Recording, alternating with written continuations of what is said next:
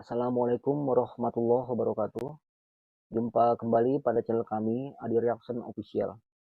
Apa kabar teman-teman semua? Semoga teman-teman selalu diberikan kesehatan oleh Allah Subhanahu wa Ta'ala dimanapun kalian berada. Dan terima kasih kepada teman-teman yang telah setia pada channel kami. Semoga kami selalu memberikan konten-konten reaction atau ulasan yang bermanfaat untuk kita semua. Nah teman-teman, pada kesempatan kali ini saya ingin mengulas atau bereaksi pada salah satu tokoh yang mungkin teman-teman sudah kenal ya, yaitu Pak Felix Xiao ya, seorang mualaf ya, yang tanda petik ya, yang pernah disematkan sebagai tokoh radikal ya. Nanti akan saya ulas ya mengenai radikalisme ya tokoh-tokoh di Indonesia teman-teman ya. Karena banyak yang mungkin kurang paham atau salah tafsir ya terhadap nama dari radikal yang disematkan kepada tokoh yang sebetulnya bukan radikal menurut saya teman-teman ya. Nanti kita ulas ya. Nah sekarang kita bahas masalah yang lain ya, yang dimana Pak Felix Xiao itu melakukan wawancara ya, diwawancarai oleh Pak Deddy Corbuzier teman-teman ya, pada podcast beliau ya. Nah ini menarik ya, saya cuplik sedikit teman-teman ya, tidak seutuhnya ya teman-teman. Apabila ingin melihat langsung, silakan mampir ke channel Deddy Corbuzier teman-teman ya, agar tidak salah paham ya. Saya hanya mengambil cuplikannya yang menurut saya ada relevansinya, ada korelasinya terhadap salah satu tokoh ya yang akan saya bahas ya. Bagaimana videonya? Mari kita saksikan bersama, nanti akan kita ulas bersama. Selamat menyaksikan. Maka di dalam Islam, Islam melarang untuk berbuat kekerasan dalam level apapun. Oke. Dalam level apapun ketika dia berdakwah, dia Ya dilarang teman-teman menggunakan ya, kekerasan. perhatikan Itu ya. normatif, Mas. Oke. Kita tidak diperbolehkan dalam dakwah menggunakan kekerasan. Sama sekali tidak diperbolehkan. Bahkan dalam kondisi terdesak pun tidak boleh. Itu adalah di dalam Islam. Kecuali dalam kondisi darurat.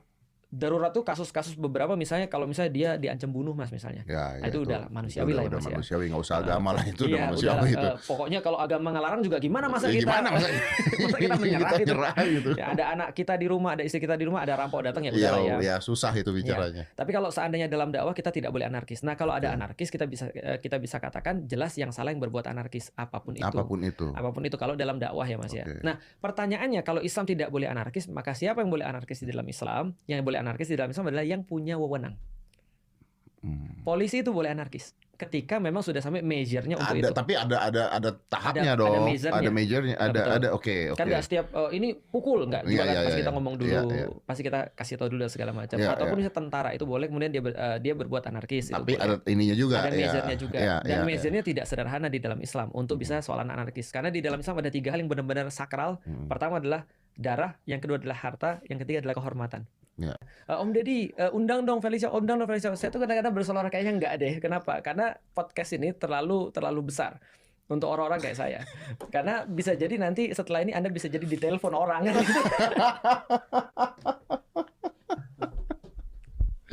Ya resiko. Ya, betul. Tapi kan nggak apa-apa, yang namanya pertemanan, persahabatan bisa dengan siapapun, beda gagasan, beda pikiran, Betul. itu sah hukumnya. Sepakat. Ya kan, yang penting pembicaraan kita juga tidak mengarah ke permufakatan untuk kejahatan, tidak ada. Secara hukum aman lah insya Allah. Secara hukum aman.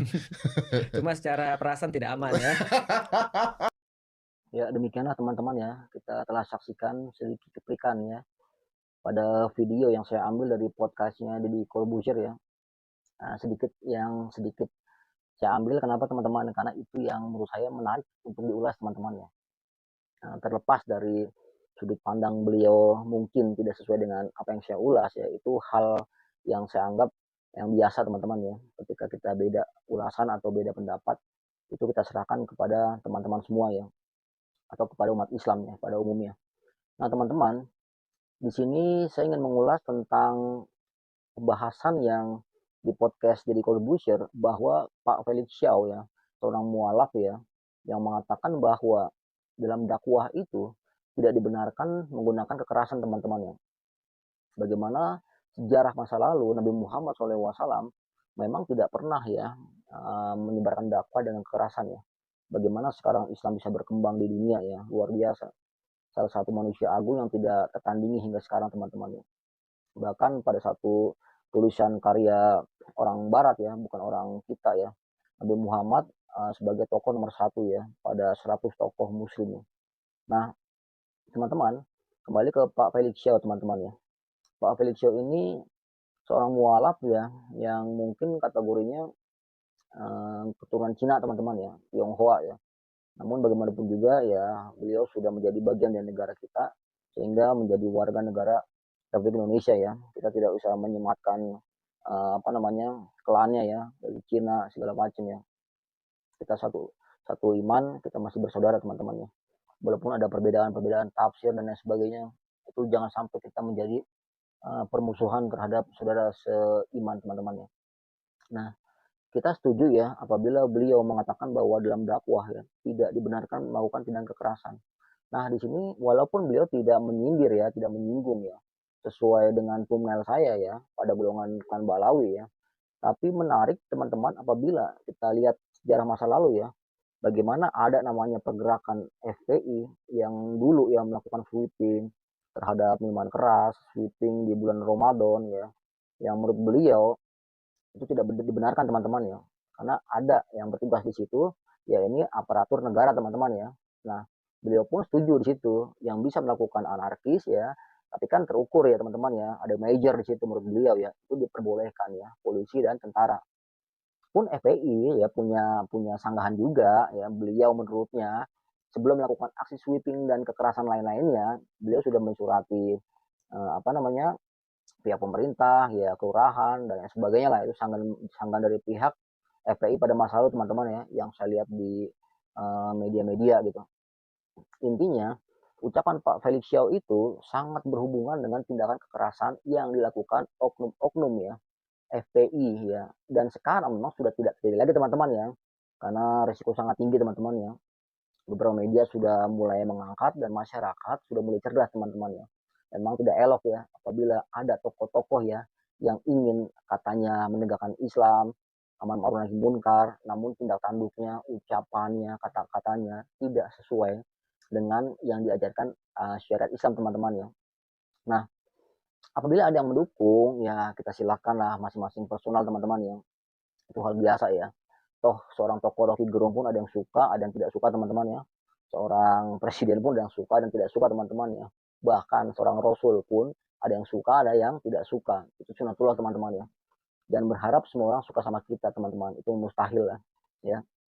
Nah, Pak Felix Xiao pernah disematkan menjadi tokoh radikal ya, nomor 2 katanya teman-teman ya.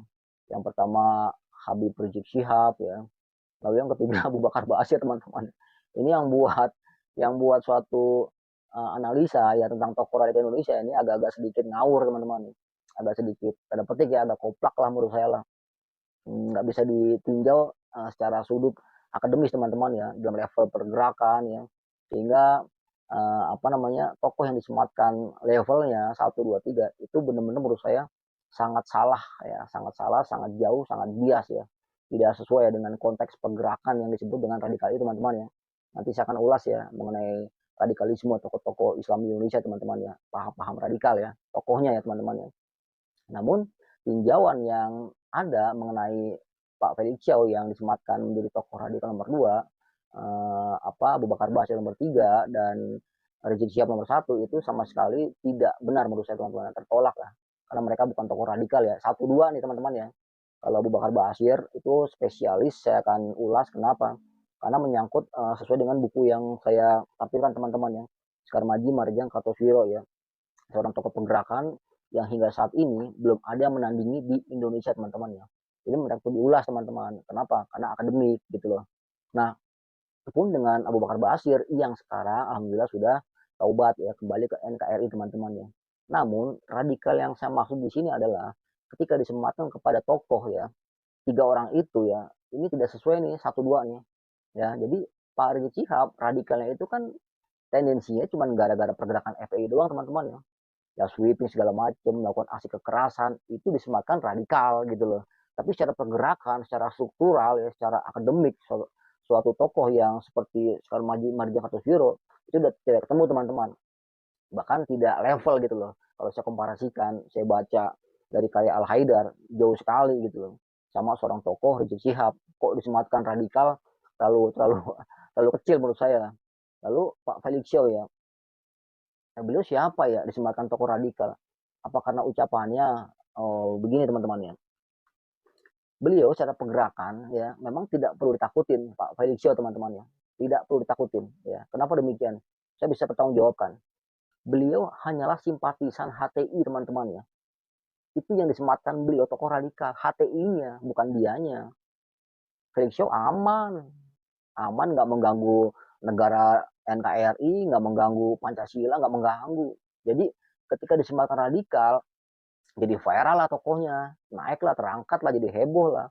Ya, seakan-akan beliau tokoh pergerakan yang bisa dijadikan acuan dalam pergerakan di Indonesia, umat Islam Indonesia. Itu kan jauh sekali teman-teman ya. Namun saya tidak mengecilkan Pak Ustadz Felixio teman-teman ya, beliau mualaf saudara kita, cuman ada yang menyematkan ya radikal untuk tokoh seperti itu. Nah, di sini saya luruskan ya, Pak Felixio itu kategori tokoh yang aman ya. Mungkin terkontaminasi oleh tokoh ya yang radikal ya, taruhlah Bahar bin Sumaid atau Rizik Syihab dan lain sebagainya teman-teman ya. Sudut pandangnya nggak jauh-jauh dari syiar Islam ya. Ujung-ujungnya adalah bagaimana beliau menginginkan terjadinya suatu negara berlandaskan syariat Islam, inginnya adanya khilafah dalam sistem tatanan dunia Islam. Saya maklum pandangan Pak Felixio ya. Kenapa? Karena beliau kan pendukung dari HTI teman-teman ya, Hizbut Tahrir Indonesia teman-teman ya, yang sekarang sudah dibubarkan oleh pemerintah teman-teman ya. Pun FPI ya telah dibubarkan ya, walaupun berganti nama atau judul teman-teman. Nah, disitulah beliau disematkan tokoh radikal karena HTI-nya ya, bukan Pak Felixio-nya. Pak Felixio menurut saya aman, nggak ada masalah gitu loh. Jadi hati-hati nih teman-teman nih yang menulis ya tokoh radikal yang saya anggap itu nggak sesuai, nggak akademik secara komparatif ya. Itu sangat saya sayangkan teman-temannya. Kenapa? Karena kalimat radikal yang disematkan kepada tokoh-tokoh yang menurut saya kalau pergerakan memang benar-benar mengarah ke makar untuk tujuan Islam itu bisa diterima teman-temannya ya. Dan risikonya itu tingkat tinggi biasanya kalau yang Islam fundamental, Islam radikal itu tingkat tinggi ya risikonya. Apa sih risikonya? Cuma satu, kematian endingnya ya. Silakan kalian cek dah tokoh-tokoh yang disematkan tokoh-tokoh radikal fundamentalis, kalau nggak sampai hukuman mati ya, kalau cuma sekedar wacana-wacana itu hal biasa teman-teman, bukan radikal menurut saya. Banyak kok tokoh-tokoh kritikus ya. Nah, kembali ke Pak Felixio ya dengan HTI-nya, beliau mengagungkan atau menginginkan kembali ya mungkin negara dengan landasan syariat Islam, atau ingin adanya suatu sistem negara tatanan global dengan dipimpin seorang khilafah teman-teman ya. Itu mengacu kepada masa lalu Imperium Turki teman-teman ya, apa namanya, Ottoman ya, sistem khilafah. Dan di situ memang peradaban Islam pada masa lalu sempat jaya dan banyak karya-karya tulis ya yang membenarkan ya. Kalau kita ingin ya agar syarat Islam demi tujuan kebaikan masuk ya, tokoh-tokoh yang dianggap radikal atau yang disebut radikal atau yang mengakui radikal terima sistem itu ya, masuk secara halus ya. Kan ada contoh PKS ya, itu kan juga kan banyak kelana dari jalur Kartosuwiryo ya kan pada masa lalu kan, yang sudah masuk ya, non Habib ya, di sini saya tidak bicara masalah Habib ya, tapi kalau Habib mau menjadi bagian dari negara NKRI yang ada masalah ya. Namun saya tidak masuk ke situ teman-teman ya. Nah, tokoh-tokoh radikal yang ingin membangun negara Islam Indonesia, tokoh-tokoh radikal yang ingin ada khilafah ya, yang membangun jaringan dengan HTI dan lain sebagainya. Sekarang dalam konteks negara demokrasi ya, Anda juga terima negara Indonesia masuk di jalur yang sudah diterapkan dengan sistem kita ya, dengan sistem kepartaian. Silakan masuk di situ. Ya mungkin suatu saat partai Anda menang, suatu saat mungkin Anda bisa mempunyai jaringan yang luas, masyarakat mendukung, Anda bisa rubah undang-undang di situ secara halus teman-teman ya. Seperti di Aceh kan jalan itu teman-teman ya. Walaupun terbatas, tapi kan jalan. Nggak ada konfrontasi di situ teman-teman ya. Tapi kalau umat Islam sekarang ya ingin melakukan suatu konfrontasi ya terhadap pemerintah atas nama Islam ya, hanya dengan pergantian sistem, hanya ingin ada syariat diterapkan di hukum positif, itu bakalan habis teman-teman ya. Kalah semua dalam sejarah teman-teman ya. Nah, kembali ke awal teman-teman ya, saya sedikit menyindir ya bahwa Felix Xiao ya dalam dakwah beliau yang pada podcast di Corbusier ya tidak membenarkan adanya kekerasan dalam berdakwah. Nah, ini saya bisa kategorikan sesuai ya kalau mau ditujukan ke level-level pergerakan yang ada di Indonesia ya, ini FPI ya. Dan semoga FPI dengan adanya statement dari Pak Felixio yang radikal juga disematkan ya, tidak lagi melakukan tindakan-tindakan anarkis ya, yang bisa malah merugikan umat Islam ya. Bukannya Indonesia maju, umat Islam maju, malah sedikit mundur karena orang-orang yang seperti itu teman-teman ya. Yang justru membuat umat Islam atau Islam Indonesia itu mundur di belakang ya teman-teman ya. Ke belakang ya. Tidak menjadi suatu kebanggaan di dunia ya. Nah, banyak contoh-contoh ya suatu pergerakan umat Islam ya yang tidak radikal, namun ada kontribusi teman-teman ya. Sedikit saya ambil contoh ya, satu aja nama teman-teman ya. Ya ini satu organisasi Muhammadiyah ya. Bagaimana mereka ya tidak radikal ya, tapi memberikan kontribusi yang bermanfaat teman-teman ya. Ada sekolah di situ, ada kampus di situ, ada rumah sakit di situ, dan itu bisa membentuk peradaban teman-teman ya. Suatu saat nanti, ya kenapa enggak? Ketimbang radikal hanya sekejap habis dibantai pemerintah, malah nggak ada hasilnya teman-teman ya. Buat apa? Ya mungkin FPI diperhitungkan lagi nih cara pergerakannya. Kalau memang tujuannya menurut mereka ya baik ya untuk Indonesia, karena ada syariat yang disematkan di situ agar ya dipakai di negara kita ya. Ya silakan Anda bisa memberikan suatu pemahaman kepada masyarakat, pada golongan kalian ya, bagaimana agar syariat Islam bisa berjalan di negara Indonesia. Namun ingat ya, resiko-resiko tinggi yang saya bilang sebelumnya, bahwa resiko yang diterima seperti Karmaji, Marjan Kartoswiro, apakah antum sanggup ya? Saya yakin enggak. Kalau enggak ya udahlah, nggak usah sosok radikal lah ya, biasa aja. Dan pemerintah pun harapan saya nggak usah takut lagi yang namanya Islam radikal, yang namanya tokoh-tokoh radikal itu nggak mengganggu ya Pak Presiden ya, nggak mengganggu. Itu hanya tokoh-tokoh aja yang ucapannya yang kadang-kadang keras, kadang-kadang kasar. Namun secara substantif itu tidak benar-benar perwakilan dari Islam yang benar-benar yang dikategorikan radikal itu ya.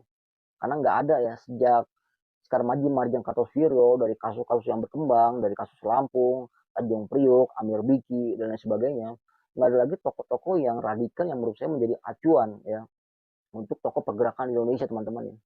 Ya bisa dibilang FPI yang mungkin sebagian kalangan dianggap radikal, menurut saya itu sempalan aja teman-teman ya. Dan sekarang juga sudah berubah kan, nggak sweeping lagi kan, bagi-bagi sembako ya, bantu bencana apabila ada yang terkena atau berdampak bencana ya, alhamdulillah itu juga banyak ya LSM teman-teman ya. Nah FPI bagusnya di situ ya, nggak sosok masuk jalur politik lah. Kalau masuk jalur politik ya langsung aja langsung bikin partai ya, nanti masyarakat yang akan menilai itu. Apabila sudah berkuasa ya silakan, Anda punya power di situ untuk membentuk undang-undang. Apabila itu bernilai untuk umat Islam ya alhamdulillah, saya ucapkan minimal ada cara-cara ya yang sudah nggak usah pakai cara radikal lagi di negara Indonesia ya. Demikian teman-teman ya ulasan dari saya ya. Apabila ada kata-kata saya kurang berkenan, saya mohon maaf. Jumpa kembali pada channel kami. Assalamualaikum warahmatullahi wabarakatuh.